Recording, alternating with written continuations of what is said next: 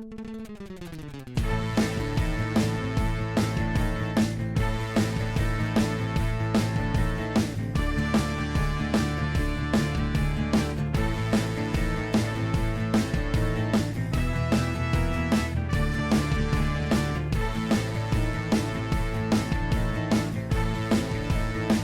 to episode 150 of the Campus Comics Cast, where we promise there will be no fake pregnancies for any of the male members of the podcast.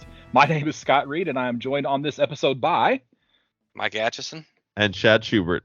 And of course, this is the Campus Comics Cast, the official podcast for Muddy Monster Comics, located at 1422 Walnut Street in Murfreesboro, Illinois. And I guess we're going to talk about some real news, because I almost talked about fake news because I saw one headline, so we won't even go any further on that. But want to do a big congratulations to Angela Bassett for winning the Golden Globe as the, Best Supporting Actress. Yes. And this is actually the first Marvel Golden Globe in any actual acting category. I think they've got some special effects and music before, but this is the actual first actor or actress to be awarded a Golden Globe, and maybe sometimes the Golden Globes lead into Oscars, right? So you guys have any thoughts on Angela Bassett getting this win? Just that it's well deserved. Yeah, and both movies she had great performance in, and so it's good to see it recognized, and it's a big win for the comic book movie for sure. Yeah, so take that, Martin Scorsese. What do you know? All right, well, this is unless you guys have anything else you want to talk about. I don't know, do we talk about the Joker's pregnancy? Do you guys even care about that? I don't know. What are you talking about? Oh, you haven't heard about this? I don't think so. Yeah. So this is the ridiculous outrage. Is it real? Is it No, real? No. I was going to say, I seen somebody put it on. I couldn't find any real context to the social media post. I'm like, and it was somebody that was totally outraged. They were. Yes. Oh, no. So all it is, it's an 8-page backup story. I can't remember what book it's actually in. 8-page backup story. And what happens is the Joker apparently swallows a massive amount of mud, and he gets a big giant belly. So now people have picked one panel from the comic, and they talk about the pregnant Joker and all the ridiculous stuff. He goes into a doctor and does all this kind of stuff, but this is all over an 8-page backup story, and it's the Joker. You can't take into account anything that he experiences anyway. He's that unreliable narrator type character. Right. Yeah. So it's just you'll see this online. It's just nonsense, but it's anyway. Unfortunately, I couldn't even respond to the person that posted it because his outrage was purely political. Yeah. And I couldn't really respond to it without being, I didn't, it was just, you just don't respond to crap like that. Right. Yeah. But it's not like a plot. Okay. So even let's take this a step further. There was an episode of The Blacklist where, and that's real, authentic as well. But in this episode of The Blacklist, this guy, there was like somebody who was like they were a pro-abortion person, right? So what they did is they kidnapped and implanted men with artificial uteruses, and then impregnated them, and then provided them with a medical hookup so that there was a way that they could keep the child alive, right? If they would just for 9 months would actually keep taking this medication, right? And it was so, it's not like this quote unquote concept has never been used before in any other media. I think even Arnold Schwarzenegger had a movie one time, right? Uh-huh. Yeah. So anyway, Mr. Mom, that was Michael Keaton. That was Michael Keaton. Yeah. It's called 9 months. I don't remember. I don't think I ever saw it. Yeah. But anyway, all right. Let's talk about previews instead of that nonsense. Some comics, yeah. That's right. So let's jump into DC, which is the one thing I actually have page numbers for. Now, I'm going to nitpick first. Imagine that. So I'm going to page 1 of the catalog. Okay. All right. Actually, I take that back. I'm going to page 2 of the catalog. Oh, we're going to skip page 1? Well, I don't know. Do you want to talk about page one? I want to talk about page two first, and then we can come back to Okay. page one. All How right. about that? All right. So they've got this big ad on pages 2 and 3. Dawn of DC 2023, forging the future one hero at a time. All right. And they show this timeline, and the first spot on the timeline is Superman. Of course you would catch Yeah. this. The second spot on the timeline is Doom Patrol. But the third spot on the timeline is Green Lantern and Green Arrow. Now, I'm okay at math, but I count 2 heroes there, not 1 hero. And then the fourth spot on the timeline is Batman, Captain Marvel, and Hawkman. Now, again, you can question my math skills, but I count 3, not 1. So I don't know. This is like not great marketing on their part, So anyway, Yeah, I'm not. I mean, I didn't really pay attention to that. I didn't really catch that. First I was trying to figure out, of all the announcements, I know that there was a Doom Patrol book. It's just a limited series too, so it's not like a huge deal. But I wasn't sure that symbol was Doom Patrol. But now I can see the. Yes. Okay. Yeah, I actually, until I got later in the catalog and saw that series, I did not have any idea what that was for. It's like I see it obviously now, but man, when I first looked at that, it's like I don't know who that is. And the other big thing is, where's Wonder Woman? Right? Yeah. I'm sorry, but Wonder Woman needs to be there. Either in one incarnation of the DC universe, she was pre-Superman, right? And then in others, she's been post. So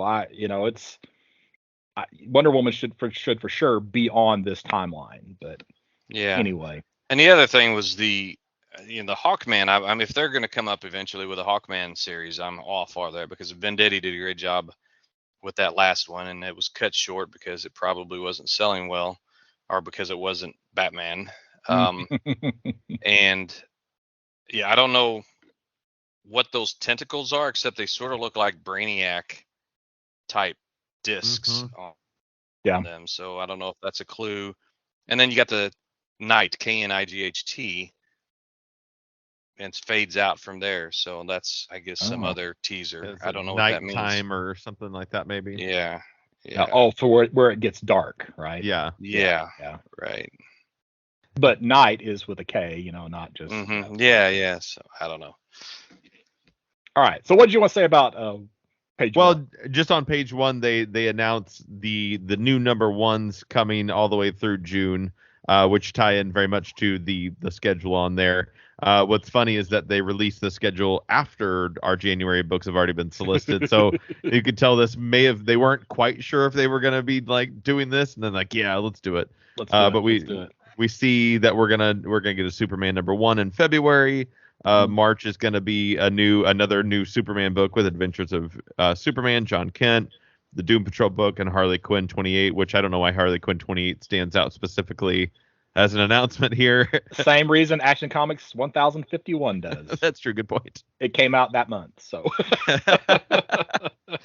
And then next month we're going to see solicits for, it looks like, the Green Arrow number 1 and Superboy Man of Tomorrow number 1.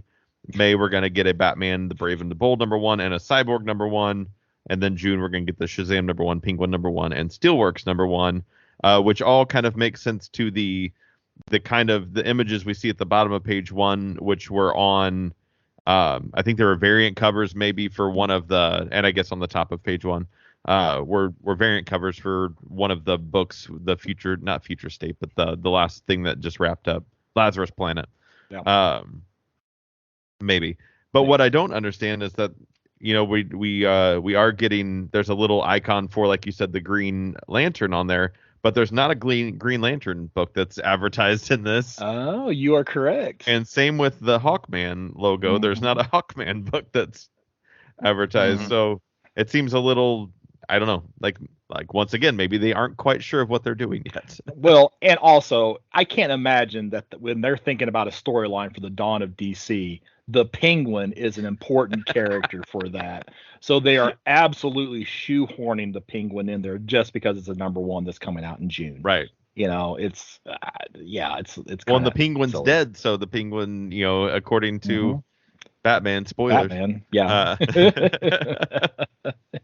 Apparently he gets better. That's all I had to say about page Okay. one. All right. Yeah. Anything, Mike? You want to add anything about this for page one? No. No. Okay. All right. I don't know. Page 4, Adventures of John Kent. All the reason I'm mentioning this, you guys can talk about it more. We got a possible new character. It just mentions a mysterious woman fighting alongside. Now, could it just be somebody else and they're just not telling us who it is? But I'm going to suspect that we're going to get a new character if they don't cameo in a prior issue to this. So, anything to add about this one? Didn't Superman, his father, Kal-El, get the electric powers from Electric Blue. Mm-hmm. Strange Visitor, and she was female? I don't remember who Electric Soups. What was that? Superman, like what? 131? That sounds right. Yeah, it seems like Strange Visitor was tied to that.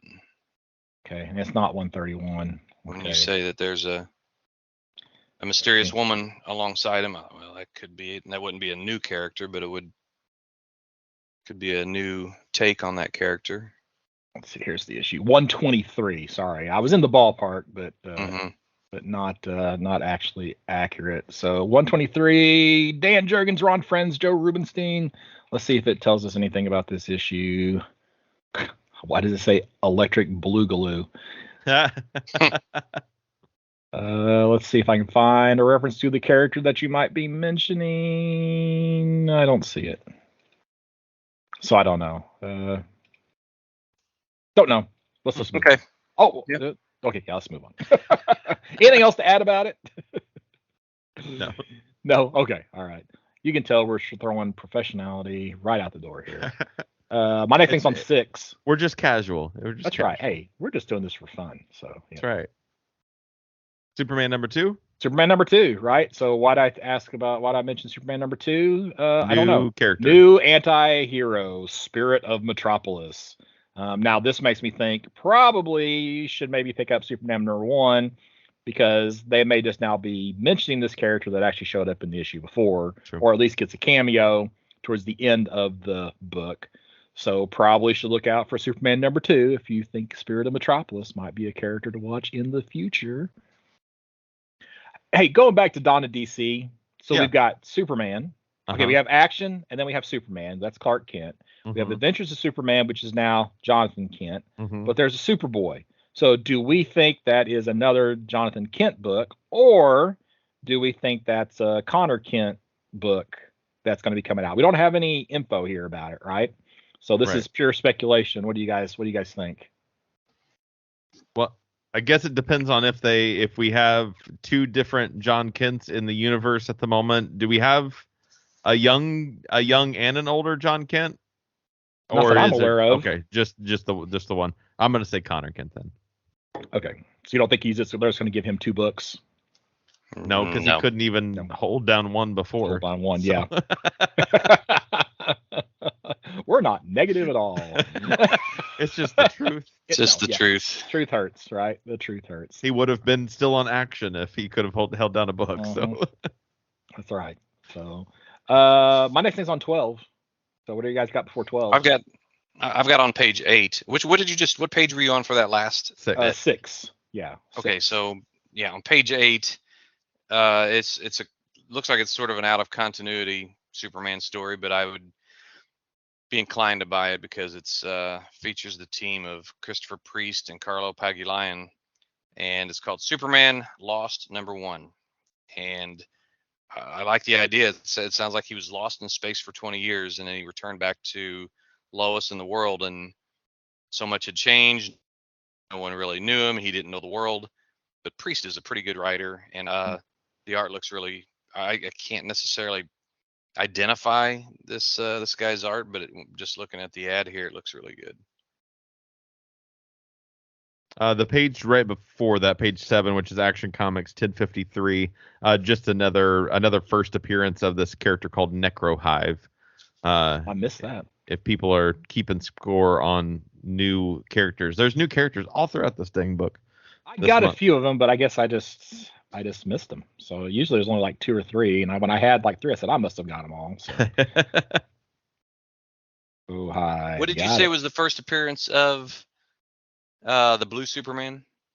123. Superman 120. Volume 2, I think. Not obviously the first volume of Superman. So Strange Visitor first appeared in Superman Volume 2, 149. Oh. Not really making the connection that she had but she has the exact same power set, and I'm not sure what. I'd have to go back and read more about it, but there's a synopsis here. I just was skimming it, and it was taking too long for me to skim through it to find anything worthwhile. So I decided I'll just skip it for now, and maybe we can return to that later on. Yeah, so if we need to. So I'm still on 12. Yep. Oh yeah, 12. There you go. You go ahead. Oh, okay. I was just gonna mention this is Batman One Bad Day, the Ra's al Ghul #1, which is the final Batman One Bad Day book. And one thing I didn't realize until they've got a collection, I think, in the back, is there was something, or maybe I was reading it, they don't do a Joker One Bad Day, and that is because the Killing Joke is essentially the one bad day for Joker. So I didn't put that all together. I don't feel like that was how it was explained when it first came out, but as it kind of wraps up, I thought that was kind of a cool thing. Yeah. I suspect that these One Bad Day books aren't selling as well as they had hoped. So they're ready to be done with them. And they said, oh, we didn't do Joker yet. I know. Let's just throw in Killing Joke. Well, from the beginning, they did only have 6. Oh, okay. All right. There was 6. So they've kept pretty close to that. But they didn't ever say there was a tie-in or a connection to Killing Joke at all. Okay. But the fact they didn't touch Joker must mean that maybe they did actually plan it from the beginning. Well, I think when this started, wasn't there a Joker book? Oh, that currently exists, like a standalone book, probably. Wasn't there? Maybe, I don't know. So, all right. So Shad is Ra's al Ghul. All right. It's Raz. Mike, what are you? Ra's al Ghul. Did I say Raz? You said Raz. I'm sorry. You said Raz. Sorry. Yeah. All right, Mike, what are you? What's the name? What's the pronunciation? Oh, I know that Denny O'Neil said Raish, but I say Raz. Okay, so I would say he changed it afterwards. Yeah, I changed. I say Ra's al Ghul myself. So Denny changed it after he made that up afterwards. Well, don't forget, George Lucas doesn't say Hoth; he says Hoth. Yeah. So I saw something about that not too long ago with like Han and Han and everything, and it was like, well, nobody pronounces everything the exact same here, like on Earth, so exactly, yeah, why would it? And I was like, oh, that makes so much more sense. It actually makes it better, the fact that there are 2 different ways to pronounce it. But this actually, I have not picked up any of the other One Bad Day books, but I am thinking seriously about picking this one up. So, especially since it has Tom Taylor as the writer on it, Yvonne Race is the art. So I'm definitely thinking about that one. I picked up a couple, Riddler and Clayface. But actually, if they were, Riddler was good, and if I ever do decide to get them all, I'll probably get it in some collected edition, maybe a hardcover. All right. My next thing's on 15. Okay. All right, so this one we actually get a little logo that says "New Character Alert." I think this is the only one in the catalog, right, at least that I remember seeing. But this is Detective Comics number 1070. All right, and we have a new character here, the Vigil. So, new character fans, here you go. Pick up the Vigil in Detective Comics 1070. Now that name sounds familiar to me though, and I thought that maybe this is somebody who was. I don't think this book is like that far behind, right? I don't think Detective is. I think it's been coming out on schedule. So I just thought there was like another character called the Vigil fairly recently, but I may just be completely misremembering something. It was the Virgil. The Virgil. 22 is my next thing. I got just quickly on 18, only quickly because I don't really care. But Harley Quinn 28, which was announced at the beginning of the book, it's a new creative team. So that's, I guess, why it is important. I don't know. I am shocked they are not renumbering a number 1 just to fit in with that dawn of DC. I mean, I'm glad they're not. I'm not buying this book, but I'm glad they're not. But man, I just can't believe it. So. I got on page 20 that Doom Patrol we talked about earlier, except Mhm. it's got the Marvel style adjective, Unstoppable Doom Patrol. Right. And If you it's can't beat them, join them. that's right. That may become reality someday when DC folds and they get bought out.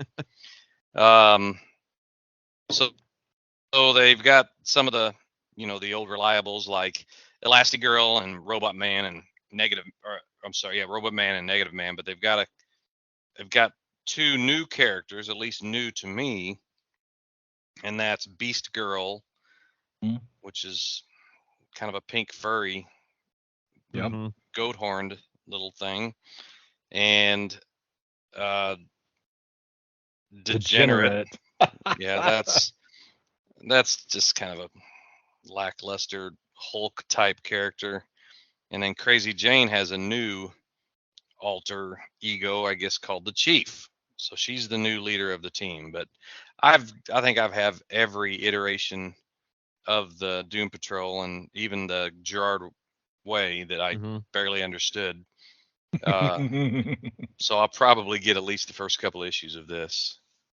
I was excited that they were doing this, but I kind of like my Doom Patrol outside of continuity, just kind of doing their own thing. So I don't how often historically has the Doom Patrol been in continuity part of DC? Just at the very beginning, or? No, quite a bit. I mean, there's been different Doom Patrol teams, and there's been if they're so Silver Agey, it's almost like they just go hand in glove with the DC Silver Age. I don't ever see them actually separating them out completely. Gotcha. Mark Waid, if you left it up to him, he would do a whole Doom. He would do a Doom. He loves the Doom Patrol. He's featured him a couple times in that World's Finest. And I guess in that, that Grant Morrison that started writing Doom Patrol, right? Right. Yeah. And like up until Morrison taking over, that book I think was part of DC proper. I and agree. Then he I think so. made it so weird that it kind of. And then they popped it over to Vertigo at that point. Yeah, they Vertigoed it. I like that. I think. But it was more of a Swamp Thing. It was more of a they lived in both worlds. Okay. So when it was really weird, Morrison, then Vertigo, fine. I wasn't going to read it anyway. But those are the only Doom Patrols I've read is Vertigo Doom Patrol and then Gerard Way's Doom Patrol. So I guess I've only read Doom Patrol outside of continuity. Yeah. Apparently all three of those characters are new characters. So there was a Beast Girl that showed up in Teen Titans Go, but I think it was just like a female version of Beast Boy. I gotcha. So apparently these are three new characters in this issue. So all the three that were mentioned, Beast Girl, Degenerate, and what was the other one? Crazy Jane, but she's not. No, Crazy Jane's not. No. But it says there's going to be three new characters in addition to. He also gave details of the three new characters seen in the art. So it says Mr. Negative, Robot Man, and Elastigirl. He also gave character three new. Huh. Yeah, they don't. Yeah. Mr. Negative. Who's writing that? Well, this is from Bleeding Cool. That explains it. Mr. Negative. Yeah, Mr. Negative, Robot Man, and Elastigirl. Oh my God. Okay. Okay, so actually this is a different image. So we've got. Oh. Okay, so the suit is one of the suit is Crazy Jane. Right, that's what I was saying. It's okay. She's the new chief. In the mask. Right. Yeah. In the mask, Okay. All right. Gotcha. I didn't realize that was Crazy. Supposed to be Crazy Jane. So. And I'm assuming all of these characters the new ones first appearance was that Lazarus Planet issue that they were all in last month. Oh, okay. Yeah. Again, written by Mark Waid. Okay. So you're saying we need to pick up that last Lazarus Planet book to perhaps for new characters there. So I'm making another note. I think I've got all those little one shots that came with it too. So. All right. Well, you need to look, Mike, and tell me if those characters appear there, so I know whether or not to track that down. So. All right. All right. I'm on 22. Okay, I'm done with the book. Okay, so 22. I actually was going to have to ask Mike for some help on this one. because we have Flash number 794. The 1 minute war is still going on. It's months long. Months long, 1 minute war. So the Fraction, but they forgot about one thing: an almost 10-year-old with red hair and the power to turn things around. Finally, Irie West. So I was like, okay, Mike, you're gonna have to tell me who Irie West is. But then I got an alert on Key Collector, and apparently her first appearance was in Flash 225, where, and then also apparently she appeared as like a baby, maybe in an alternate Kingdom Come number 3. But has she been featured very often in comics in Flash that you're aware of? Yeah, and that's I forget who was writing, but I remember it was Daniel Acuna art in the like mid 2000s, that Wally West he started having, I mean, they first featured or showed his twin children. I think they're twins, yeah. Jay or Jai, I'm not sure how it's pronounced, and Irie. Irie is named after Iris West, yeah. and then Jay, that's the right reason I said it that way, is named after Jay Garrick. And they went into limbo. You had New 52 hit, and Wally was lost to DC for years, so were they. And then, but in recent issues, and by recent I say the last 6 or so, Jeremy Adams has had them it's more like the Flash family. What his stories have been, it's been really good. And even Linda, his wife, has powers now, which, sometimes I'm like, okay, everybody has the same powers. It kind of makes those powers less special, but now the kids have sort of not exactly the same powers, but it's like Jay has like some sort of kinetic strength. It's like he stores up that kinetic energy and that speed into strength. But anyway, they have been pretty prominent in recent issues of the Flash. I got a couple more things in DC. Page 32. You got anything for 32, Mike? No. Nope. Okay, so they're doing a absolute edition of Superman for All Seasons, and it has been quite a while since I read this. Now, is this the one? And I may be mixing up my Superman stories, but is this the one where he is getting either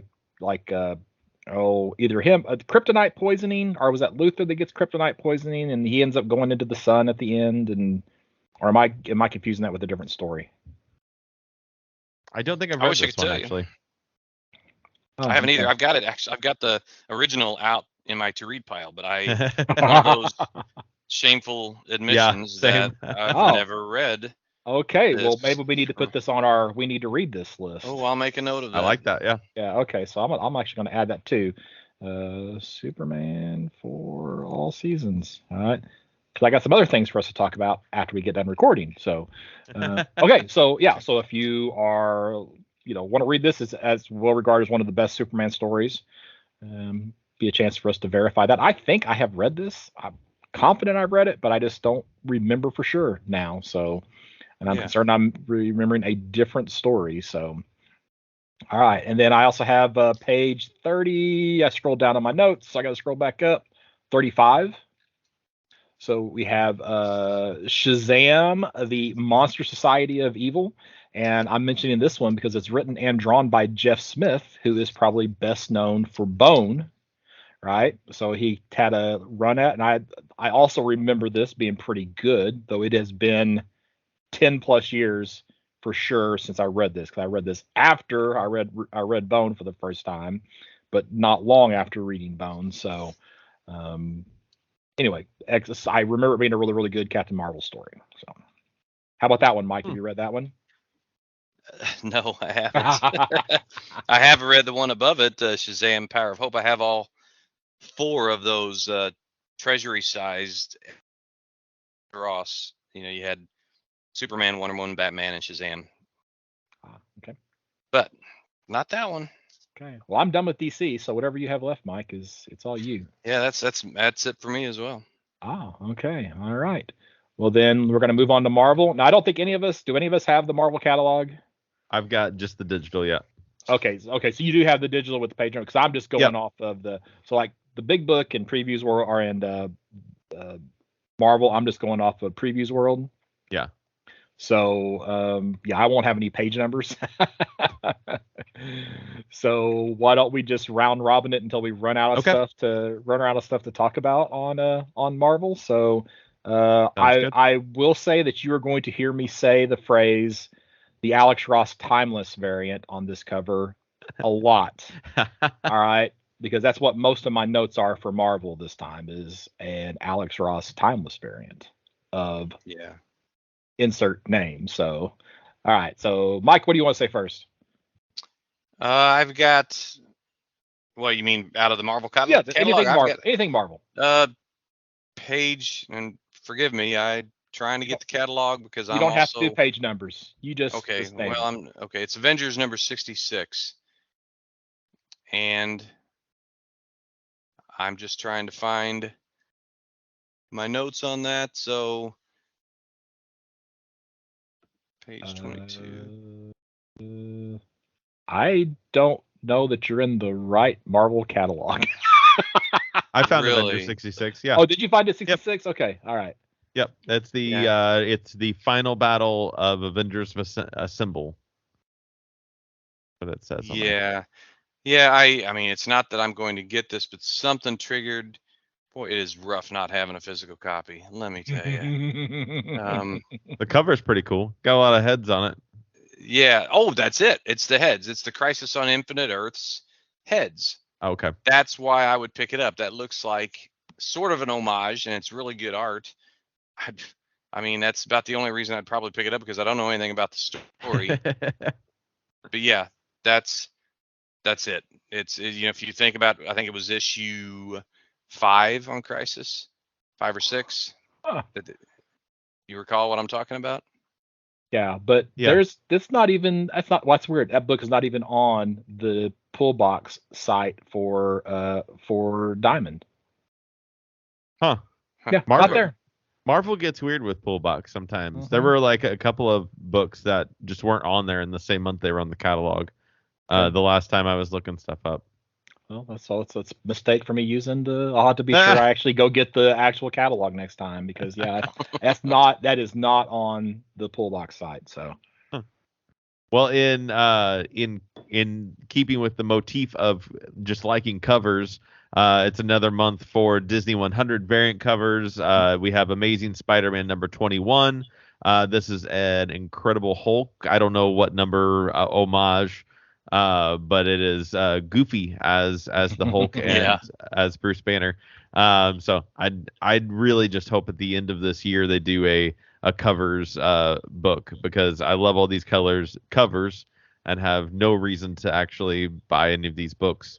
Plus, if they all are keeping with their one and whatever variant kind of trend, nor will I afford to be able to keep up with buying any of these covers. But I dig them. I like them.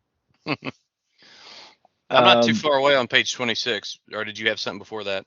Well, I don't like that. I don't have any page numbers, so I have no idea. Oh, sorry. Okay. What there is. So, but also in Amazing Spider-Man 22, we've got a possible new character, why am I not seeing that on this page? So I must have gotten this from someplace. When I search for Amazing, it's not showing up. Why is it not showing up? I don't know. I have made a tactical error in what I am doing here. So it's almost like they've changed what is listed on the Marvel Comics page for Pullbox.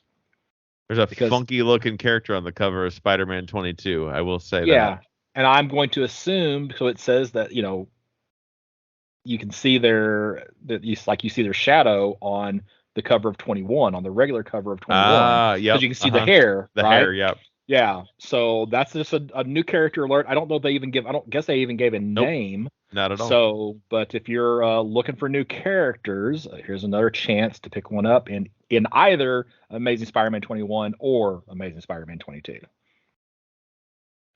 All right, Mike, what you got next? It's just the facsimile edition of Avengers #9, the first appearance of Wonder Man.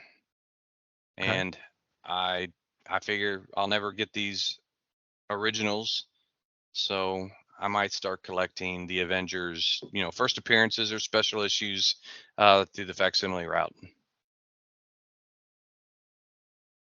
All right, Shad, what you got next? My next Do you one have that? is. Have you ever had that one? I have, yes, I've had that once or twice. Not, I do not have it currently, but I have had it once or twice. Okay, sorry, Shad. Oh, you're fine. You're fine. Mine is just kind of an observation of the current Sins of Sinister books are for their issue 2s are skipping ahead 100 years. So all of the Sins of Sinister books are, I think there's 3 of them.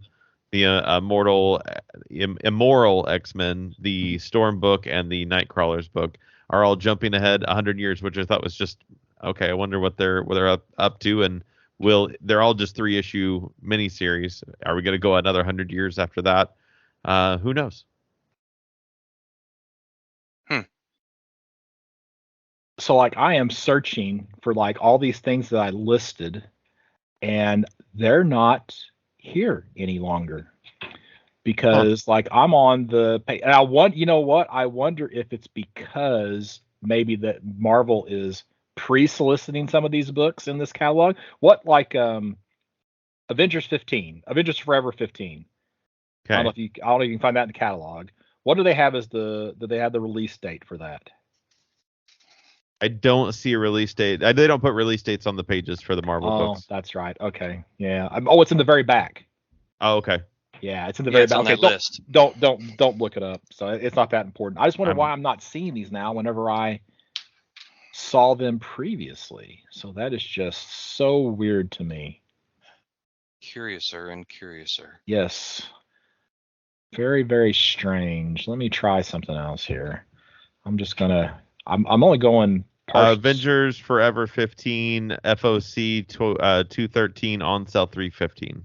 Okay, so it's actually, well, that would be right. That would be March. So Uh-huh. okay. Huh. I don't know why these books aren't showing up for me all of a sudden. So But Avengers 66 is an FOC 130 on sale 3-1, so maybe they're considering that past the cutoff. maybe. I don't know. Well, it shouldn't be if it's in the catalog, so it should still Yeah, be that's true. Good point. available. Yeah. Well. So all right, let's stop spinning our wheels on that. That's just Okay. my mistake here. So am I in the wrong catalog? Because like I'm seeing some of the no prize stuff. Oh, I'm on the wrong page. Okay, go on. I'll come back. Okay. I was on the FOC page, not on the Oh, yeah, not that'll do on it. the not That'll do it. my pull box page. So that's there we go. I'm gonna get my act together right now. It's about So I'm time. scrolling down to Marvel. Here it is. Don't make Okay. promises you can't keep, Scotty. Oh, I'm already there. I've got it. I'm taken care of. So, all right, and don't call me Scotty, Mikey. I think that's the first time I've ever. I'll make it the last two. You guys can call me Shaddy if you want. I don't care. It feels weird, but go for It it. feels weird. I promise to not call you that. So you have my commitment. So All right. where are we at? Whose turn is it? Yours. Okay, so all right, so I have it now. Avengers Forever number 15, Alex Ross Timeless Kang variant. So if you are desperate for they're doing the villains now, or at least the villain / anti-hero. So I guess they have a mural someplace of these like they did for the heroes on the previous run. Now, the downside to this is I'm pretty sure on the hero side, they staggered these out over like 5-6 months. And there are a lot of these Alex Ross villain timeless variants this month. If you weren't used to buying, it might be okay to buy 1 or 2 for like 7-8 months, but to buy, I think 12 to 16 Wow. extra books in 1 month that you weren't already buying, that's kind of a lot to ask of a person. So, all right, Mike, back to you. We're not saying page numbers. You can if you have it. I just don't have it. It's 36, I guess. It's Murder World Game Over. I don't know what that is, but So Murder World is arcades, a deadly amusement park. okay. So I was gonna guess it had something to do with arcade. Well, actually, I didn't have to guess. It was in this solicitation. But I just like Ray Fox. He's a co-writer on this. I don't know. It just had a sort of a visual and premise appeal to it, and I'm always looking for something I can learn from Marvel. So, yeah, that's what I'm. That's one that I might pick up. On page 50 is a collection of it's Jeff #1, which is all of the, I know it's real silly. It's all of the little mini series or whatever that have been in the digital first or whatever it is. I've read all these and they're goofy and I like them. Kelly Thompson's the writer, even though there's not words, so I guess she's she stages everything. She's the storyteller. She's the storyteller in it. And then Guri Hiru is the artist and cover artist. I'm sure I messed that up. But for an all ages book that doesn't have any words, I really like the concept of these stories that don't necessarily have words in them, that anybody of all ages and of all kind of who can understand things can get what's going on. You know, no matter what. Marvel Infinites. Yeah, it's one of the Infinites. Yeah, that's the word I was looking for. Those are so weird to read to me. I don't know where I'm at ever. Yeah, so and it has to be short. You just constantly just swiping up the entire time, and it just feels wrong.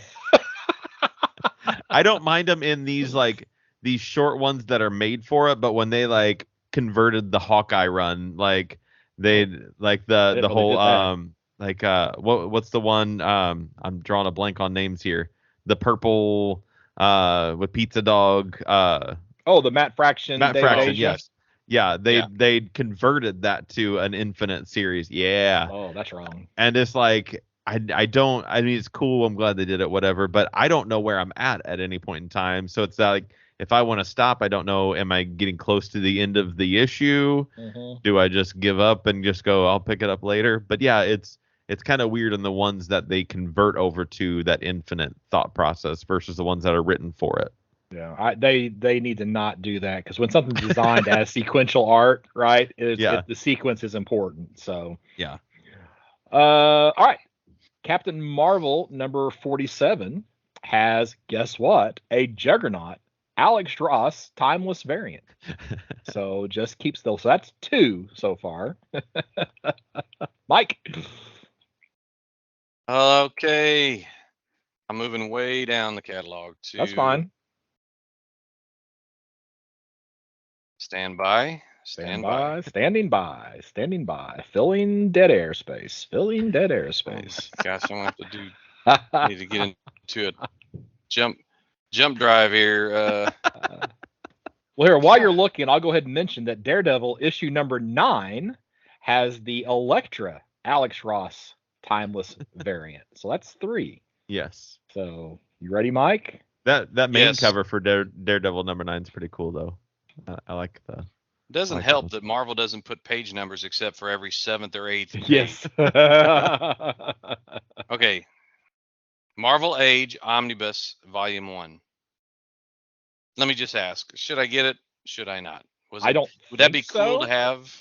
I don't remember looking at that. Oh, dang it, I'm on the wrong. I got too many tabs open. Oh, it's 1,200 pages. It's basically all 34 issues of Marvel Age, and it had an annual as well. But it was all like ads, house ads, and previews for. And I love that kind of stuff. I always loved it in DC. Well, like DC Sampler and all that. But if you like that stuff, then I guess it would be, most of those issues are cheap. There's 4 or 5 of them that can have some value, because the first, there's the story of where the black suit Spider-Man costume came from. There's a Stan Lee photo cover to one of them. So there's a few issues that are like $30 to $50 issues, but almost all the rest of them are like dollar bin fodder. So it'd be maybe more fun to chase them down that way, or at least Yeah, 1,200 pages of anything, any in one one thing book. would be like, oh, Yeah. yeah. So it caught my eye because Carrie Gamble art on the Mhm. cover, that's really cool. But that kind of thing, again, I like it. DC Sampler, or the old Amazing World of DC Comics. It was more like a fanzine, but any kind of in-house stuff. So yeah, that was it. That was all. Okay. Shad? On page 24, they're doing something kind of cool for the Iron Man 60th anniversary. They have a 5-issue miniseries called I Am Iron Man, and it's going to tell stories. They're just kind of anthology stories told through the different eras, wearing the different suits over the last 60 years for each of those. I don't know why they're not doing a issue per decade. Like That an would Iron Man life stories. Yeah, right, and just do 6 instead of 5. They're one off from it, but I guess whatever. But I like this. I mean, I like those kinds of anthology type stories, and for someone who doesn't normally read Iron Man, that might be something I'd like to pick up. The Christopher Cantwell run real recently has been pretty good. So if you are looking for an Iron Man story to read, Yeah. that's pretty good. So Christopher Okay. Cantwell's a good writer. I think it's like 20 something issues. And speaking of Christopher Cantwell, Hellcat, Patsy Walker, is getting a #1 issue, a new 5-issue series written by Christopher Cantwell. So this is, and of course, she featured prominently in the Iron Man series. In fact, Tony Stark proposes to her.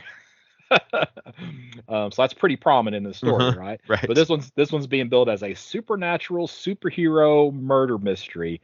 5 issues, Christopher Cantwell. I probably am gonna have to pick this up. Mike, That was it for me. you're Except done. I almost mentioned that Hellcat miniseries, but you got it. I beat you to it. Sorry. Yeah, no, that's all right. No, All no, I have nothing else. right, Shad, what do you got? My last one is on page 79. It is Star Wars: Return of the Jedi, Jabba's Palace, #1. So this is the start of a series of one-shots that'll focus around the Return of the Jedi era of Star Wars. This one is focusing on someone trying to overthrow Jabba. Go figure, he's a mob boss. Somebody's gonna try to overthrow him all the time.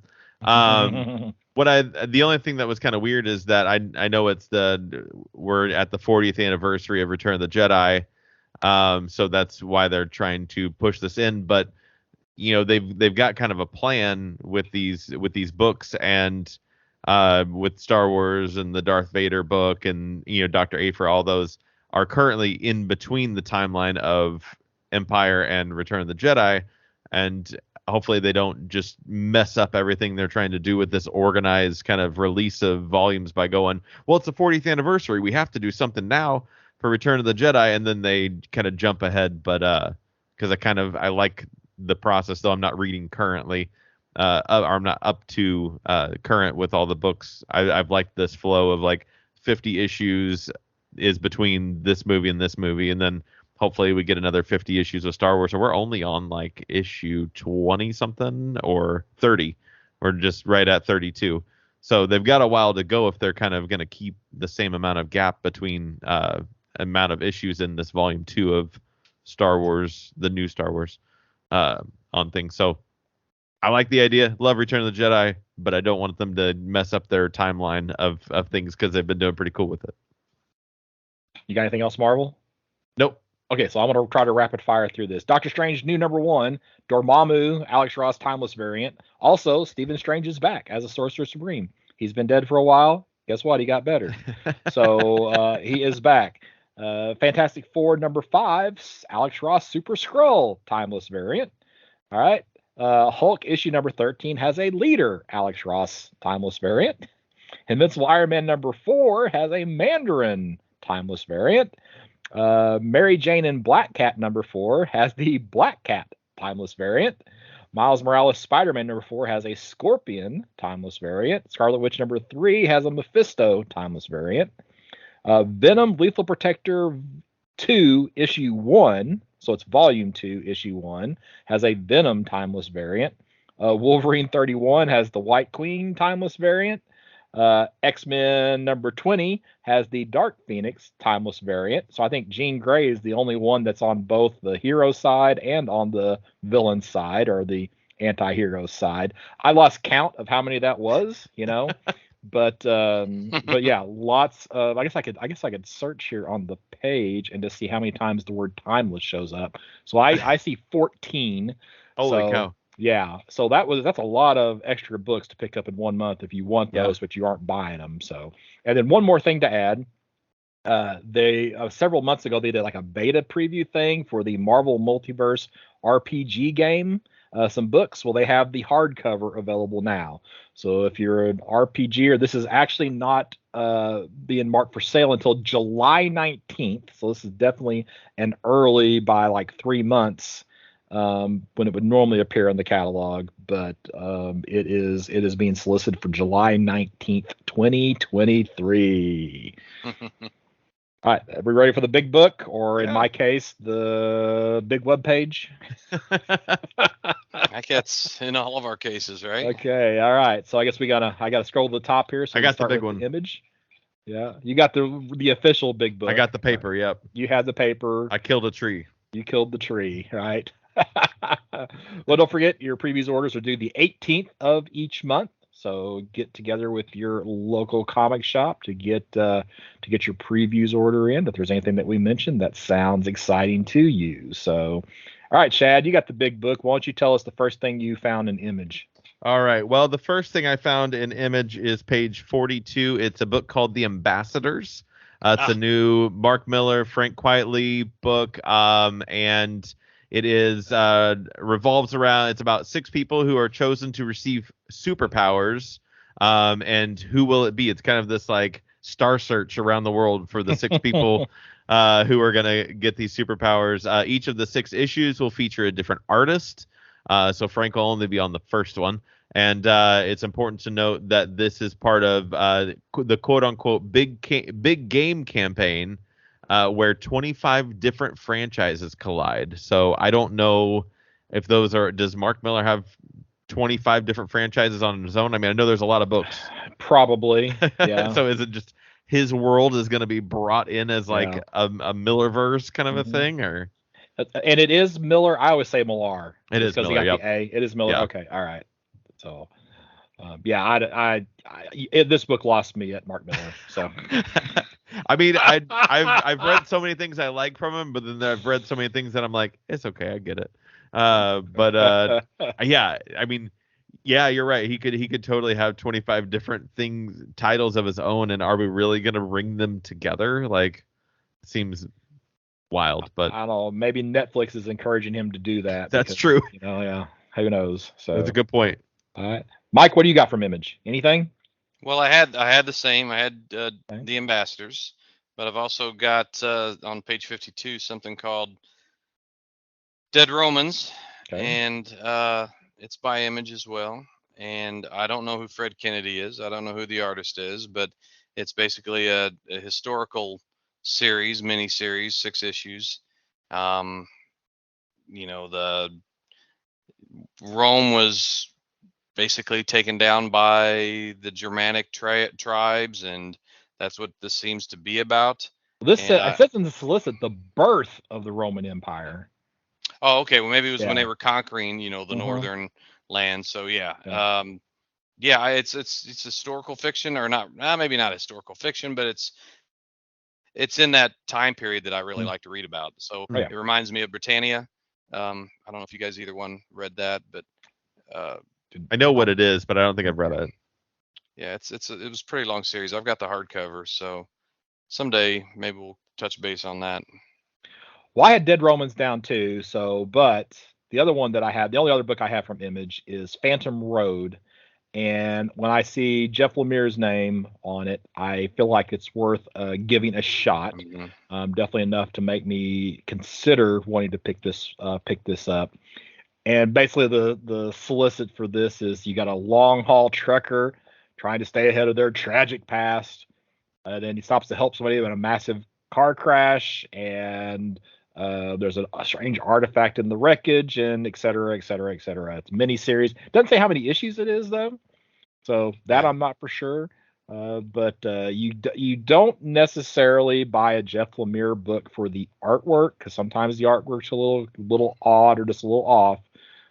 He's not drawing this one; he's got somebody else doing the art, but there's usually consistent with some type of style of artwork, Yeah. right? But usually the storytelling is pretty good in a Jeff Lemire book. So Phantom Road #1. Anybody else? You got a promotion? No, I'm gonna get that too. I seen it. I didn't really flag it to talk about, but I'm gonna get it. A couple things I've got. Indigo Children #1, which is on page 56. I've got a thing about like missing children.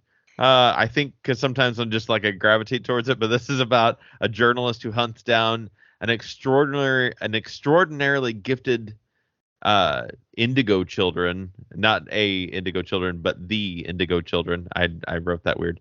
After they disappeared mysteriously 15 years ago. So we have a bunch of mysteriously disappeared children that reappear, and a journalist is checking out. I don't know any of the creative team, but I thought the concept was soon to be a show on Amazon Prime. Well, that's what if it's a hit? This could be a great book to buy. Yeah, I did. See, I missed that completely. So that's why we do these things, because now I got to put that down just in case. That's right. Yeah.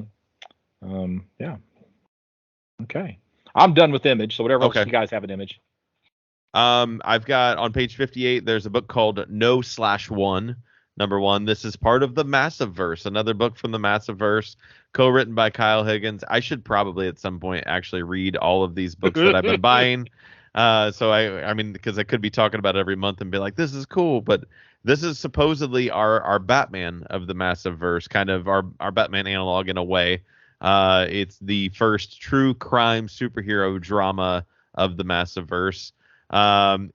What I found probably more interesting and more exciting to me wasn't necessarily this new book, but that in the little blurb in the corner about No One, it identifies all of the books that as part of the Massive Verse and includes Cowl, which C.O.W.L, which was a book that Kyle Higgins did, I don't know, a decade ago. That I have all of because I read it and I really enjoyed it when it came out, because I was a Kyle Higgins fan from when he was doing Batman Beyond 2.0, if I remember right. It was what first got me onto him. And so I picked up Cowl, and so I was like, Cowl is part of the Massive Verse now, I guess, which is cool because that means that there's this like longer history of superheroes in this world. Potentially. I had kind of seen something before where maybe Cal was part of it, but this seems like the most official that it could get is that it's in the previous book. It says it right there. It's right there. It's in print, so it has to be true. That's right. All right. Okay, somebody tried to convince me why I should pick up Stoneheart #1. What page? Oh, you don't know what page it's on. Yeah, but it should be towards the front of Image, because it's a new #1. Emma Kubert. Yeah. Yeah. Uh-huh. And she's the one that's doing the book from Frank Miller Presents Pandora. Yeah. I looked at the preview art for it, and I could not get excited about it. I don't know. What do you guys think about this book?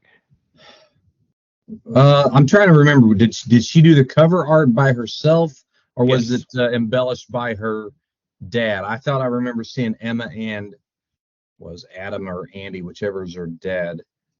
No, this just has her on the She is the sole writer, artist, cover artist. No other credits.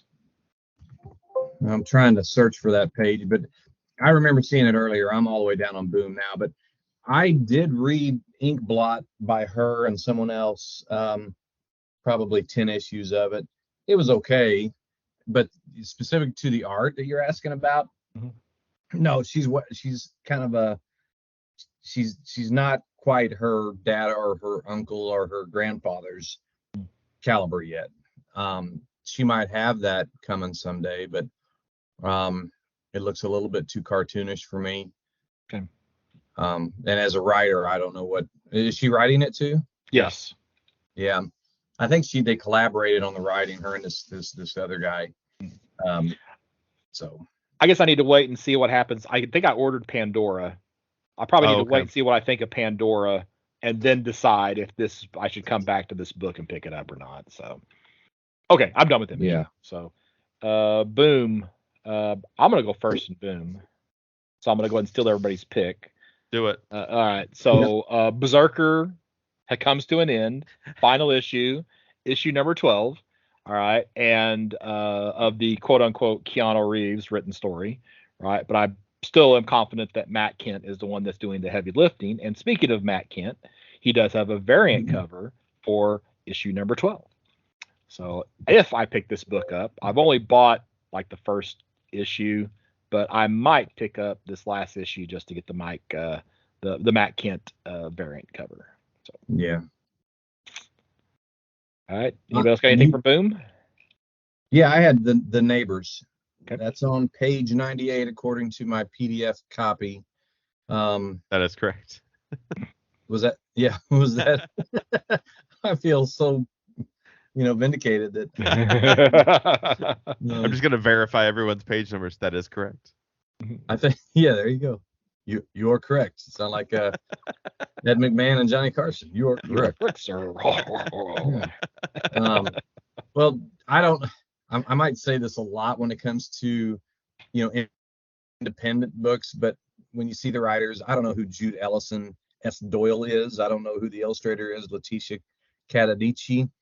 But it looks, I sort of like it kind of describes it as a body snatcher style terror from, they say Judy Ellison S. Doyle wrote Maw. I have heard of that. Yes, I read that. It was really good. I enjoyed the writing for sure.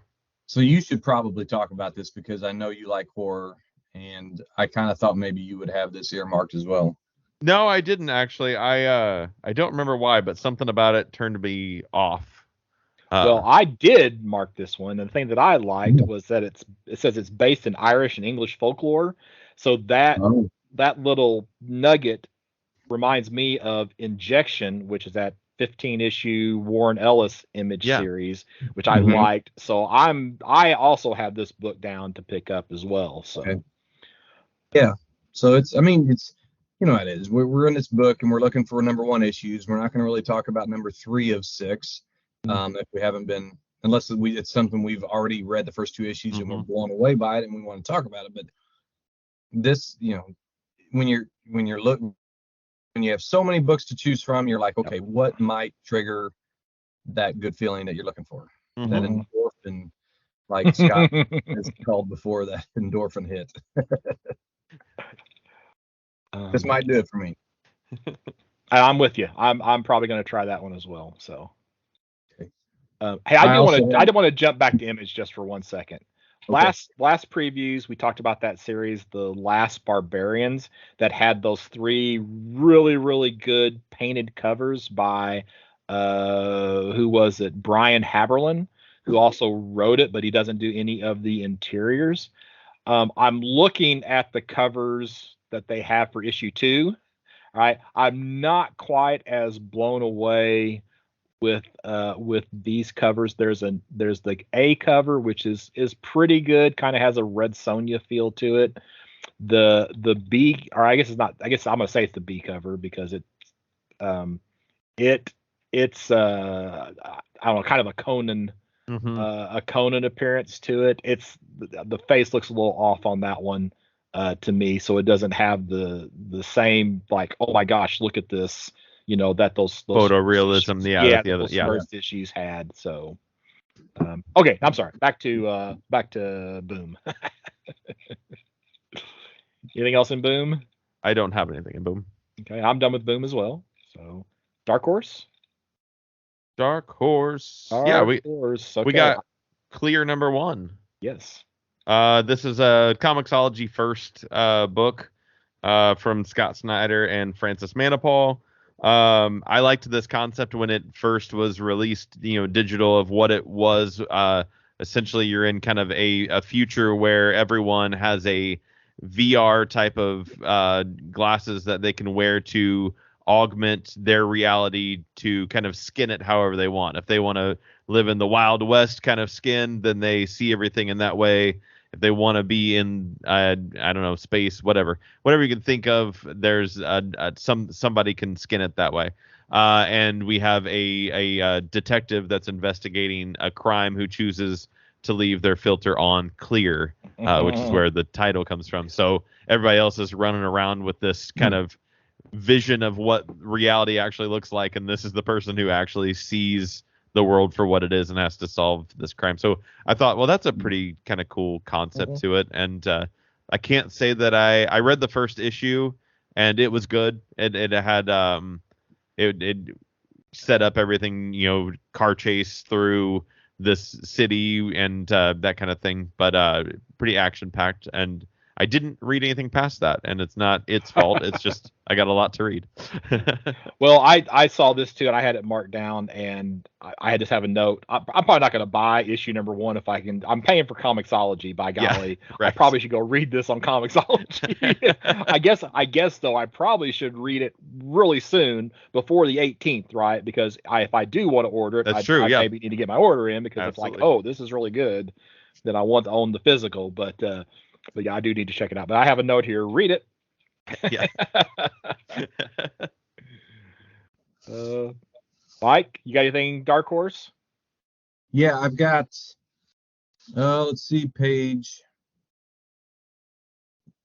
134, and it's Order and Outrage, and mostly I'm on the fence on it. I'm not sure if Jim Starlin still has the writing chops. Are you reading my notes? Oh, really? Yeah, I just want to know if you're reading my notes. Am I sharing my screen with you? So don't you remember you shared you put that in a OneDrive folder? Yeah. I've got all your notes. Oh, okay. All right. Good. Okay.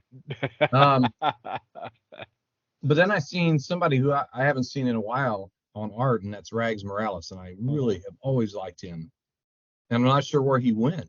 It's probably been 10 years since I've seen him on a book. But it's a space opera. They're touting it as a space opera, and talking about gene manipulation and things like that. So, it's only 4 issues. Would it be a huge investment to get all 4? Probably not. So we'll see. Maybe I will. Yeah, I had a note here, the exact same thing. I had that book down. It's like, I have not read anything Starlin in quite a while. He came back to Silver Surfer for a little bit. I didn't pick it up. It's like, man, I just, sometimes, you read some of his like Strange Tales stuff with Adam Warlock and some of the things that were going on in that, and it's like, it was good for the time, but I'm almost scared to go back and read it again, because like, would it hold up? And even in his prime, oh my gosh, he did Death of the New Gods, and it was horrendous. Oh. But even in his prime, I always liked him for his art. I just thought he was a great artist. I didn't really. What is that? Dreadnought or Dreadstar? Dreadstar? Dreadstar. Yeah. Yeah, I've never read it, but I think somebody gave it to me. But that's like one of his creator-owned properties that I thought I need to read. But yeah, I'm with you there. Okay, you guys picked my 2 books from Dark Horse, so I don't have anything else from Dark Horse. So whatever else you guys have. Nope, sorry. Then you need to go first somewhere else. Okay, well, we moving on to I don't have anything in IDW. I've got one more in Dark Horse. You're okay. On page 153, there's a book called The Rock Gods of Jackson, Tennessee.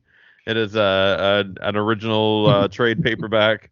And it's I've always wanted to write a comic book, and if I had that choice, I would have most likely written about a group of kids trying to make a band in their garage, because that's what I know. And so that's what this is. And they get the opportunity to open up for a rock legend. So they have to pull together all the things pull together and actually get along long enough to get this band running, while they have to deal with all the normal high school things, along with a horde of mutated monsters. So a little twist on just a fun little coming of age story, I'm sure. And I just like the concept. Like I said, if there was a story I would write, it would be about kids starting a band up. It'd be about missing kids coming back together and starting a band. Yeah. There you go. Copyright There's my right hook. there. There's your hook. You got it. You would read it. That's right. I'd write this and then read it. Yeah. That's what they always say.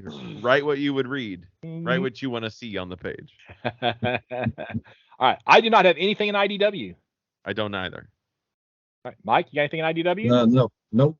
Okay. We've already, let's see, DC, Marvel, scrolling. Let me collapse Marvel here so they don't take up so much space on the page. Dynamite. I do have one thing in Dynamite. Same. I bet Shad has this too. Is it the Darkwing Duck facsimile edition It number is 1? The Darkwing Duck facsimile edition. You go ahead. I'll let you have this one. I don't have a lot to say about it except for I'm just excited to have these books that I don't have in my collection. I am bummed to see that it doesn't, like, there's not a Gargoyles facsimile number 2, so it doesn't appear that maybe they're going to reprint the whole series, which is what I was hoping because they've never reprinted it. There's not even a trade of it. Okay, how long is that original series? It's 12 or less. Really? I bet they're looking to see how the sales were on that first issue. Because if they can, especially Dynamite, yeah, if Dynamite can make money on it and print 12 covers, they will. It's crazy when you would completely expand like the Marvel listing on this and all their books, and you expand the Dynamite area. I think it's about as long, though they have like a tenth of the books. It just has so many variant covers. Yes. Even this facsimile has 1, 2, 3, 4, 5. Oh, that's Darkwing Duck. Oh, so there's just 4 covers to the Darkwing Duck facsimile. Oh, okay. No, there's more than that. There's A, B. They don't list the C, then they go D and E. So there's a C in there someplace too. So. Oh, geez. Yeah, so there's 5 covers for the Darkwing Duck facsimile. So. And there's 11 issues of the original Marvel Gargoyles run. Okay, there you go. Question answered. And I would buy all 11. Yeah, absolutely. I would if they facsimiled all of them, or if they collected them. I don't care. Yeah, either way. Just do it. Make Shad happy. That's right. That's right. Find your joy. All right. So I guess we're ready for the rest of the publishers. I think so. Okay. So I'll go first. So again, these are totally random order. All right. So you guys just do whichever ones you want to do and whatever ones you want. So wait a second, Scott. Wait, Scott. Is Dynamite considered one of the rest of the publishers? They have their own they section. may be. Yeah, they have their own section on the page, but they're the last ones to have their own section on the page. Everything else is under just the comics and graphics. Alphabetical, yeah. Yeah. So yes. So Dynamite does get their own section. Well, I do have one thing with them. Sure. It's mostly because it looks very. I mean, it is set in the 1940s. It's Rocket Man and Rocket Girl. Reminds me of Bullet Man and Bullet Girl, but it's just a one shot by Jacob Edgar and Jordi Perez, New York City, 1940, and it says masked bank robbers are making a helicopter getaway, and Rocket Man and Rocket Girl are on the case. So it sounds like just kind of like a golden age, even like Rocketeer, feel to it, So it's real clean looking. I don't know. Something appealed to me. It's the only one of the few books that isn't, promiscuously. Yeah. Right. Yeah. So anytime I say Dynamite, I'm like, okay, those guys are going. Hey, no, it only has 3 covers, so yeah, they don't have a whole lot of faith in this book. If they thought this book was going to be huge, it would have 14 covers. Right. Oh well. That's it for me then. Okay, all right. So rest of the book. All right, we'll just do this in any order. Don't worry about page numbers or any of these things. So just pick something, talk about it. So I'm just going to go through my list alphabetical for what I have. So from Aftershock, there is a book called Ridgeline #1. And I don't know, whenever I was scrolling through, what really caught my attention was this cover. So it's kind of like at the bottom of the cover is all white and the top of the cover is all black, and you see these people, they're basically free climbing right at the bottom of this, but it kind of really struck me, which made me dig into it a little bit more. But it's basically it's a mini series. I assume it's a mini series. I don't think it says it's a mini series. But you have these wilderness survivalist specialists who are taking some techie guys out into the Montana mountains, and people come after them. So it's the job of the survival specialist to protect these tech guys. But the cover just really, really caught my attention. Yeah, I like that. I'm also in Aftershock, actually. It's called A Little White Lie on page 216. And it's, again, I mentioned earlier that I've always liked Ray Fox. He did that Gotham by Midnight series. But this is another horror prestige format one shot. They had a little play on words. They called it One Shock.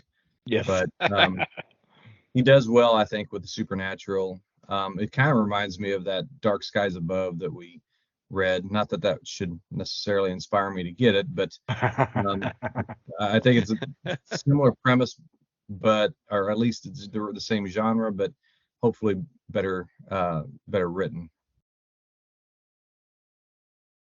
Shad? All right, on 315, there is a book called from Dren Productions, Dren, Plan 59 from Outer Space #1. So this is a sequel to Ed Wood's famous Plan 9 from Outer Space, and they are now on Plan 59 because they have failed that many times still in the process. So I just thought that was neat, and I'm a fan of that whole thing. So it's a 3-issue miniseries, and it just is a somewhat kind of a sequel to Plan 9 from Outer Space. All right, so my next one, I hope I'm not stealing something from Mike here, because this is actually from Tomorrow's Publishing, and I did not even have this in my notes originally. I totally missed it, and I think it's because I saw the Tomorrow section and say, oh, Mike will talk about Tomorrow, so I don't want to take anything from him, but this I am going to talk about. The Destroyer Duck hardcover graphite edition. So this is the pencil work by Jack Kirby for the Destroyer Duck book. And if you have ever seen any of the Kirby graphite editions, they are outstanding. Nobody, for whatever reason, nobody can ink Kirby. It looks wrong. When you look at his pencils and then you look at how it gets inked into the final project, it is a day and night difference, in my opinion, the quality of that work. So I am absolutely 100% getting this, because I want to see the Kirby pencils. I've not read any Destroyer the Duck, really. I'm familiar with the character, but this is a 1980 Steve Gerber thing that was kind of in a lawsuit because of its similarity to Howard the Duck. So, and there's there was like an art portfolio that was put together called, I think it was called Foog, Foog, because it was Friends of Old Gerber as opposed to Foom, Friends of Old Marvel. So it was like a fundraiser for Gerber because he had some health issues, I think, at the time, and they were trying to raise some money for him. And of course, at the time, if Kirby could have stuck it to Marvel, he, took the opportunity to do that. So, wasn't he the guy that got hit by a car or something? Am I remembering that right? I don't know. And I tell you what, what I'll do is, while you guys are talking about your next book, I will look that up. Okay. By you guys, I hope you mean Shad, because I'm still trying to find the right page. But go ahead. I'm ready. I can do it. Okay, cool. From Mad Cave, there is a book called Don't Spit in the Wind, #1. And it is written and drawn by Stefano Cardoselli. And the little preview artwork's really what caught my eye on this. The premise is that Earth has become uninhabitable, and all the humans have escaped into space, but there's a company that works to clean up Earth and try to make it eventually inhabitable again. And so one of the crew members gets lost on the job, and so everything gets kind of complicated. The artwork is very bright and vibrant in color, but there's just all of this texture and specklediness throughout it that just implies filth, and Mhm. so I really liked that kind of griminess that there is to the artwork on an Yeah. uninhabitable Earth, and so yeah, I would like this idea a lot. Cool. Okay, so I don't see anything about I don't know, Gerber Scott. having been hit by a car. It looks like that Gerber was fighting for the rights to Howard the Duck. Apparently, it's kind of one of those cases where Gerber felt like it was his creation and Marvel, I guess, wanted ownership of it. So basically, in 1981, this is whenever this book apparently came out originally, is when he teamed up with Kirby at Eclipse. They did Destroyer Duck, which was the satirical version of Howard the Duck. And then where I was getting his health issues, that actually came from the 2007. He had idiopathic pulmonary fibrosis, and then he passed away in February of 2008. So, Okay. so yeah. So I think now what I'm thinking now is not to help with health issues, but was to help with His paying fees creative from the rights. course Yeah. case to Yeah. fight Marvel for the ownership of Howard the Duck. So Yeah. Yeah. yeah. Okay. I don't know where you were. I think your title was a little bit past mine, Shad, but I'm looking at Red Zone, by Cullen Bunn and Mike Diodato Jr. It's by AWA. It's 4-issue series, and it's set in the Cold War, naturally, because it's called Red. It's got the word red in the title, so, and it has the hammer and sickle that makes the O in zone. So Mm-hmm. I just like Mike. I mean, Cullen Bunn is okay. He's hit and miss for me, but Yeah. Diodato Jr. I've always liked his art, and I like that sort of espionage Russia stuff. I remember something done by, I forgot who the writer was, but the artists were um, Terry and, oh gosh, what is the married couple that are writer or artist or penciler and inker team? Are you talking about Brightwisers? No. No. Okay. Oh gosh, I can't believe it. Anyway, it was called Red One, but Oh, Dodson's. Dodson's, yes, yeah, Yeah. Rachel Terry and Rachel There you Dodson, go. yeah, Yeah. yeah. But anyway, this kind of reminds me of that, and I would probably get it. Yeah, Shad. Me again? Yep. You again. Okay. On 374, we have the Queen in Comics hardcover, which is the band Queen. It's just a comic kind of their stories. It says their great stories and little secrets surrounding the legend. The only thing is I hope that it's Freddy's on the cover. I hope that it's not a Freddy book. I mean, there's so many stories about Freddie Mercury, but when you're doing Yeah. a Queen book, I want Queen stories. I want Brian Yeah. May involved. I want Roger Taylor involved. I want the whole group in there. But I of course like my graphic novel biographies of music. So this had to bring this one up. From Scout, we have I wrote it down wrong. I almost said the Wicked Ones. It's We Wicked Ones.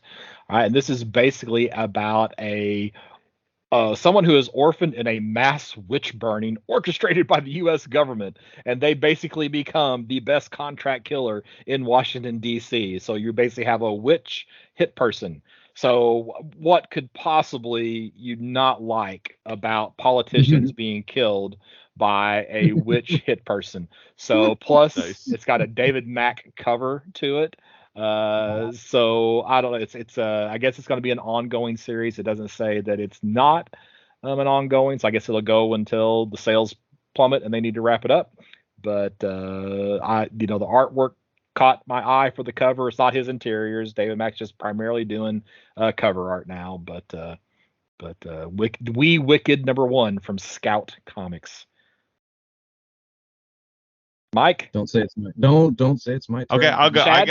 I've got two other things on that same exact page.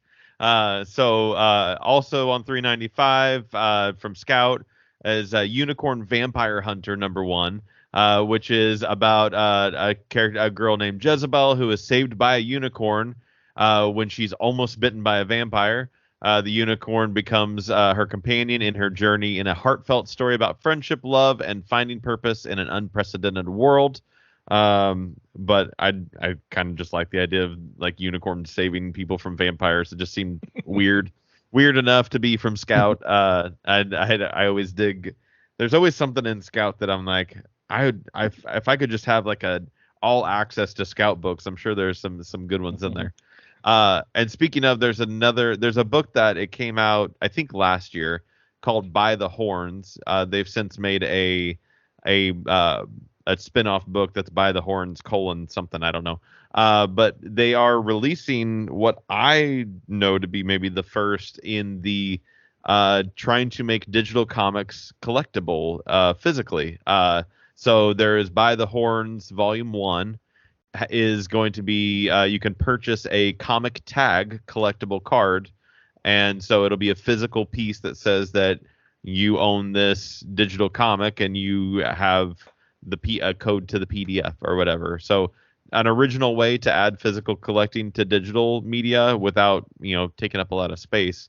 I'm gonna get it just because it's, from what I can tell, the first of these, at least that I've seen, of ways to do this. And I've been wanting to read this book anyway, so might as well buy it. What book was that again? It's called By the Horns. By the Horns. Okay. It's not in this catalog though, right? Yeah, it's in the catalog. Oh, is it? And is it Scout also? Yeah, it's Scout. There's actually 4 books that Scout's doing this with. Okay. 5. Right. Oh, okay. I'm gonna. 6, I got a note 7. to check that. There's 7. 7. Okay. I want to check that. I want to check that out.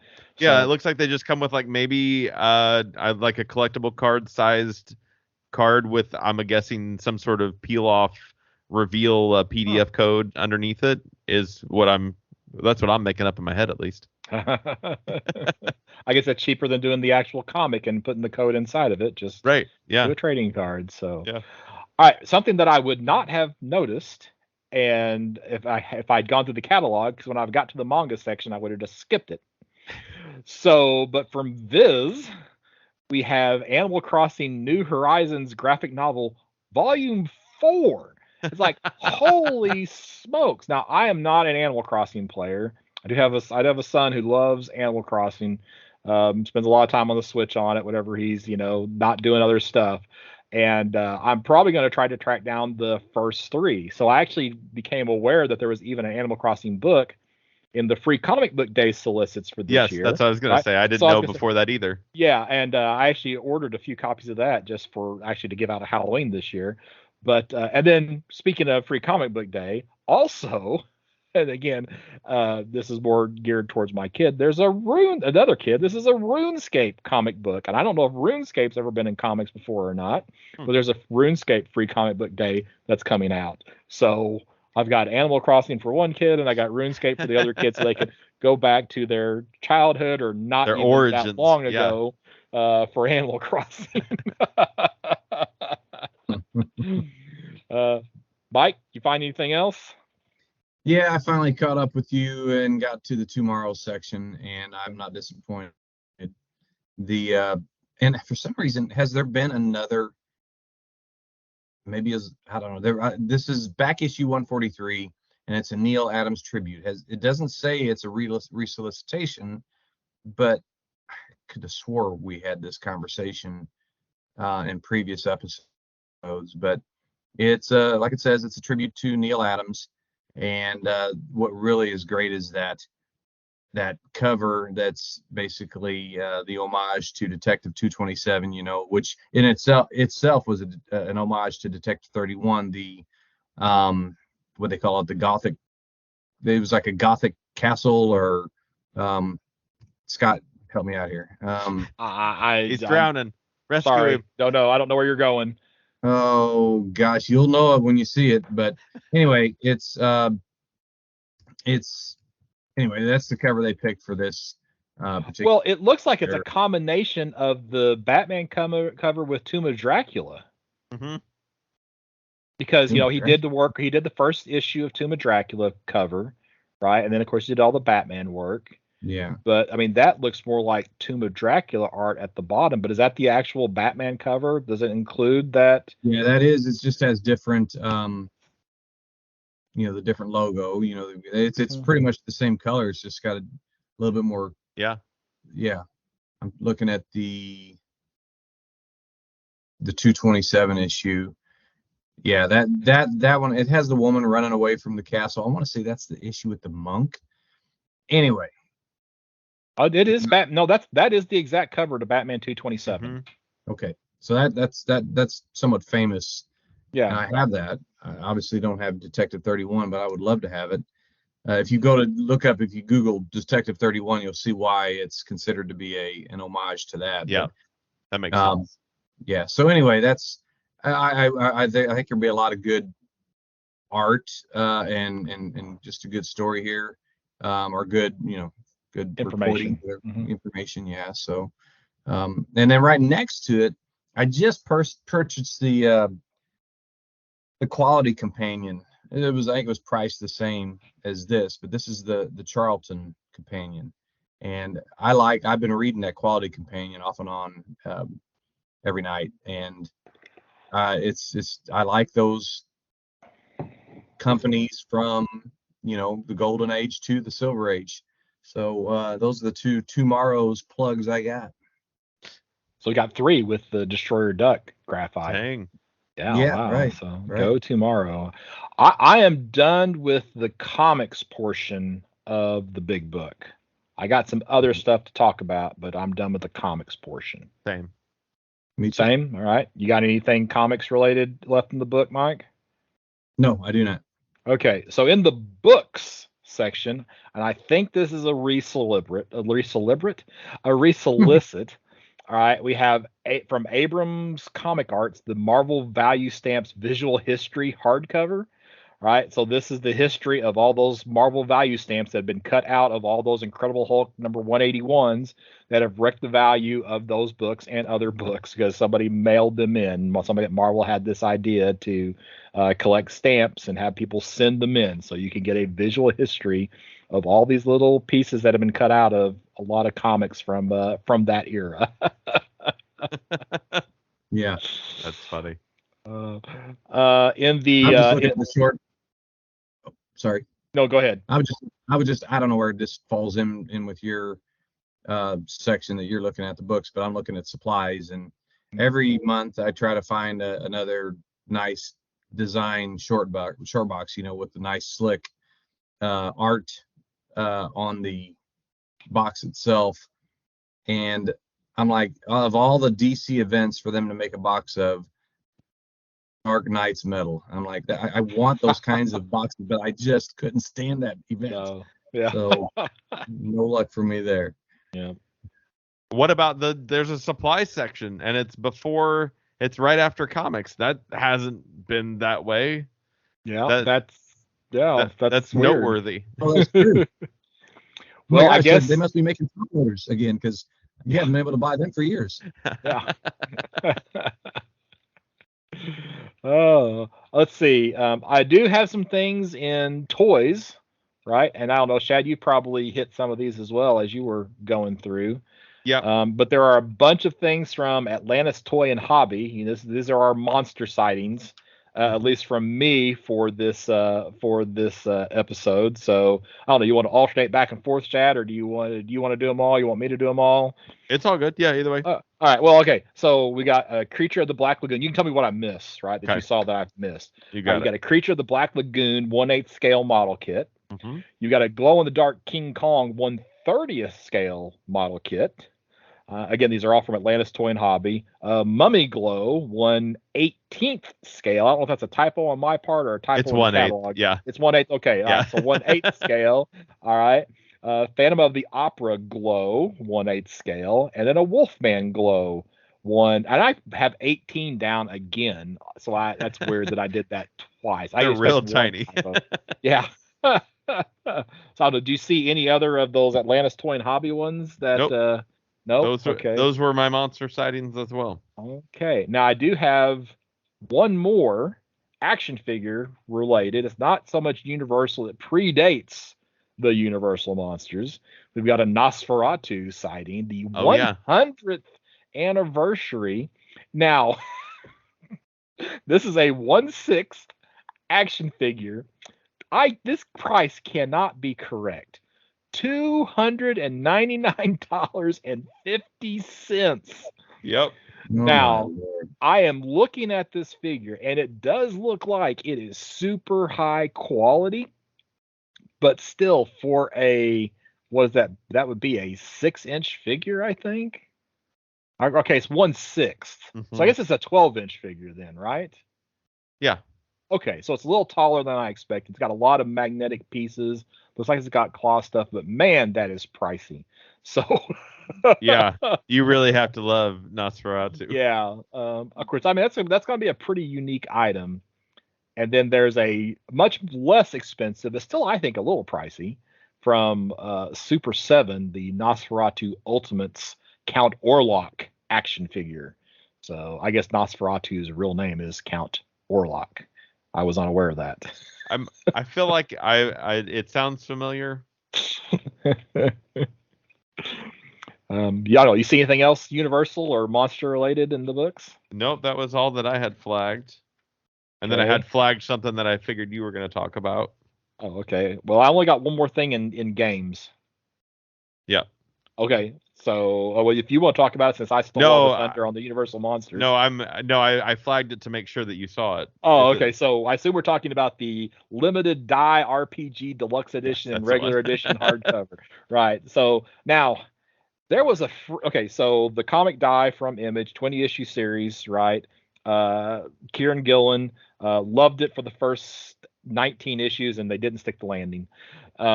But anyway, in the early issues, there was actually a huge PDF that you could download where Kieran Gillen had written an RPG world, basically. Okay. So now Rowan Rook and I have Dakar. It's probably another typo on my part. Have released and Deckard, Rowan Rook and Deckard Limited have released 2 copies, a Die RPG Deluxe Edition and a Die RPG Regular Edition, priced $95 and $60. And it basically is just a hardcover physical copy, 408 pages of rules that are basically kind of tie into the Die comic. If they had stuck the landing, I would probably be picking this up. It would end up just sitting on my shelf along with like my Expanse RPG book that I can see right now that I just bought because it was the Expanse and never ever intended to play it. Just wanted to have the book. But as it is, I'm probably gonna, avoid this. But other fans of Die know that book is out there. So, All right, I'm done. You guys done? All right. Well. Do we dare risk what we're looking forward to? And we got any money picks? Mike, what do you think? Well, I didn't see some of the first appearance mentions, but I did mark down the Unstoppable Doom Patrol #1, if that does turn out to be the first appearance of a couple of characters.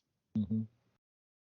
So, all right, Chad, you got anything you want to pick as an investment pick? An investment pick. I'm gonna go with I've got a trend, and if I'm really right, then I'll be really right, and if I'm really wrong, I'll be really wrong. Is I'm gonna pick No One #1, the first another number You're one out leaning of the into the massive verse. Just leaning into it, man. Yeah, right. Heck yeah.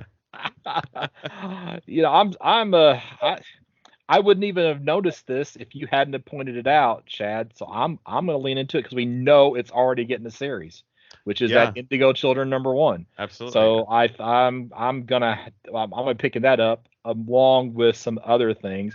However, what I think would actually be a better seller 6 runs from now is actually the Darkwing Duck #1 facsimile edition. Yeah. I'm pretty confident that'll sell for more in 6 months than what Indigo Children #1 will. Yeah. But I'm gonna buy them both just in case. And I got to pick up that Ridgeline #1 because I love that cover. So. Mike, what's something you're looking forward to in this catalog? Normally it's DC, but I want to get the Neighbors that we talked about from, it's Boom, right? Yeah, Boom Studios. Right. Chad, anything you're looking forward to? Yeah, I think so. I think I might be looking forward to it. I'm not sure. Is that just that By the Horns, that trade that's coming from Scout as the collectible card? Just because I want to see. It's weird. It's different. the kind of digital experience with a physical collector medium to it. So what they need to do is they need to put a QR code on it that you can just scan it with your phone, right, and then boom, it's there. That's right. Yeah. That's what they need to do. So, well, I'm going to mention, just because I didn't even see it the first time I went through the catalog and just happened to see it as we were flipping through. I'm excited now about that Destroyer Duck Graphite edition. One, I've not read those stories before, so that's a plus. And two, just to see some unmolested Jack Kirby pencils is going to be awesome, because I've got the Silver Star Graphite edition. I have there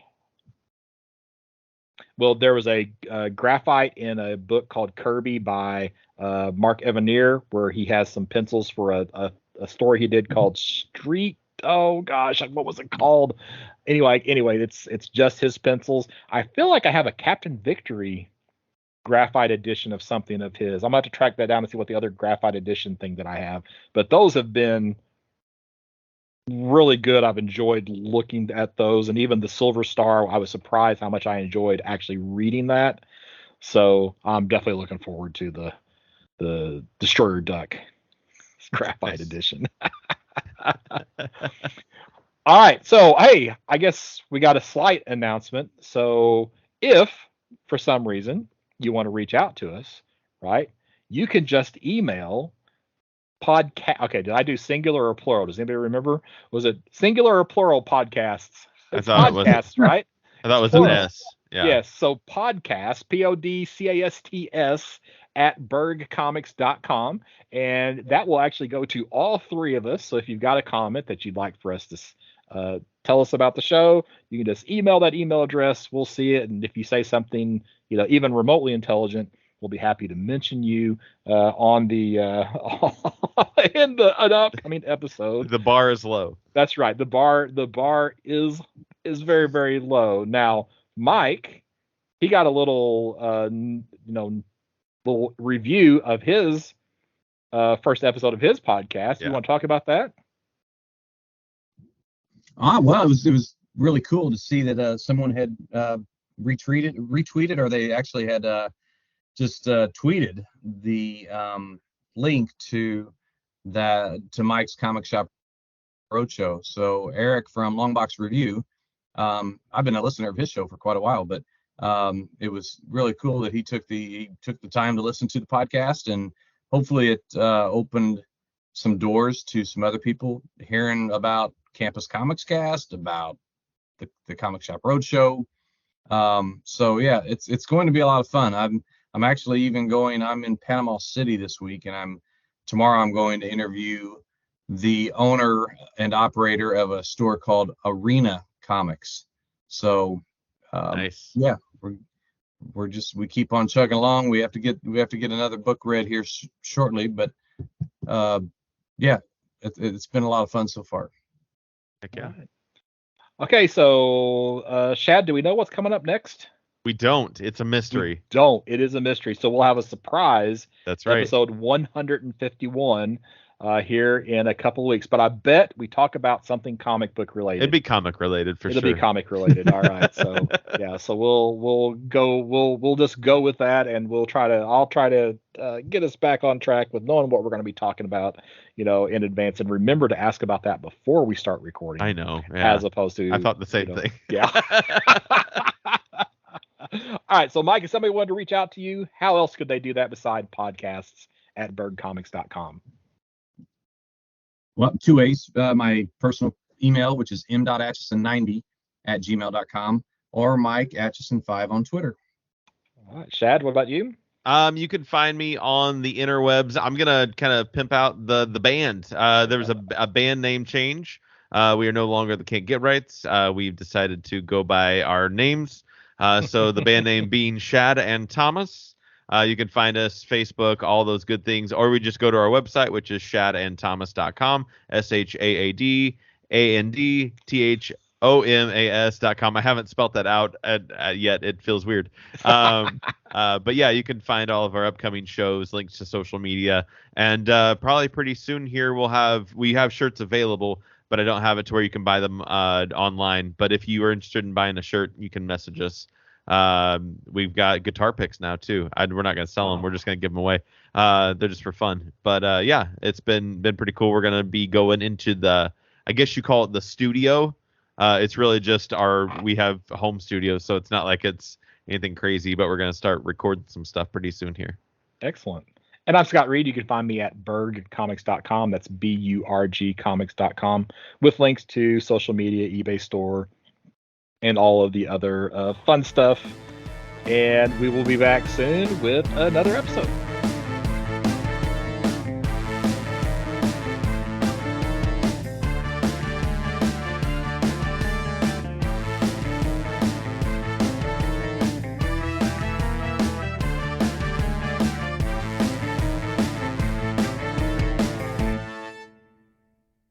So, okay, are you done downloading, Mike? Yeah, I still don't think I have a great signal. You've been pretty consistent lately. Like the last 5 minutes. Yeah, I haven't tried to talk, so. If it gets bad, turn off your video, right? Yeah. Because then that'll eat up less. Mm-hmm. And I don't know if you can even turn off our video for you, where you don't see our video. Yeah, I can do that. Do yourself a favor. He's like, I do that already. Yeah, I don't see you guys as it is.